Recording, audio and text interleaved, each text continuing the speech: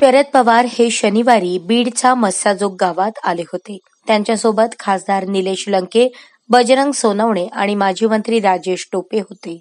यावेळी शरद पवार यांनी देशमुख कुटुंबियांची विचारपूस केली. सरपंच हत्या प्रकरणाची संपूर्ण माहिती घेतली. शरद पवार यांनी देशमुख यांच्या मुलीला बारामतीच्या कर्मवीर वसतिगृहात शिक्षणासाठी पाठवण्यास सांगितले. संतोष देशमुख यांच्या मुलीचे कॉलेजपर्यंतच्या शिक्षणाचा संपूर्ण खर्च करण्याची तयारी पवार यांनी दर्शवली. काळजी न करण्याचं आश्वासनही त्यांनी यावेळी देशमुख कुटुंबियांना दिलंय. यावेळी कुटुंबातील आणि गावातील लोकांनी शरद पवार यांच्यासमोर तक्रारींचा पाढाच वाचला. संतोष देशमुख यांनी या गावाला 19 पुरस्कार मिळवून दिले होते. एवढ्या मोठ्या माणसाला मारून टाकलं. गावकरी घाबरल्याचं चित्र या गावात पवार यांना दिसून आलं. सरपंचांना मारणारे आरोपी गावातील नसल्याचं सांगत आरोपींना कठोर शिक्षा करण्याची मागणी गावकऱ्यांनी केली आहे. आणि ही सगळी माहिती कळल्याच्या नंतर मी ठरवलं की अधिवेशन संपल्याच्या नंतर तातडीनं जिल्ह्यात जावं, परभणी जिल्ह्यात जावं.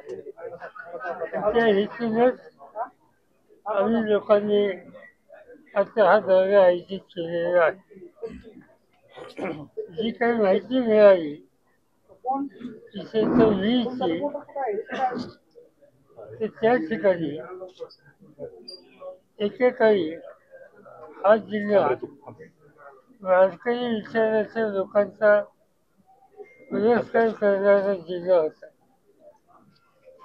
पण ज्या प्रकारचे गुंडगिरी,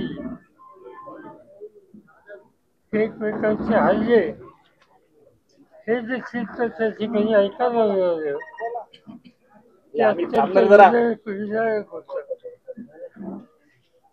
आणि ही अवस्था अशीच जर राहिली ती महाराष्ट्राच्या ऐक्याच्या दृष्टीने अत्यंत घातक आहे. आणि म्हणून आम्ही लोकांनी लीजला जाऊन ज्याची हत्या झाली त्याच्या कुटुंबाची माहिती घेतली, स्थानिक भगिनींची माहिती घेतली, नागरिकांच्याकडनं माहिती घेतली.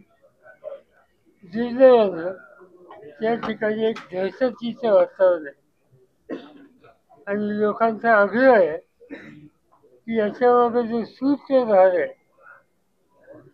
त्याचा शोध घेतला पाहिजे आणि त्याची कठोर कारवाई ही करून त्याला आवर घातला पाहिजे. ही जनतेची मागणी त्या ठिकाणची. म्हणून परत गेल्याच्या नंतर राज्य सरकारच्या कानावर वीजच्या जनतेची भावना आहे की आम्ही लोक बांधू, हे जसं चित्र होतं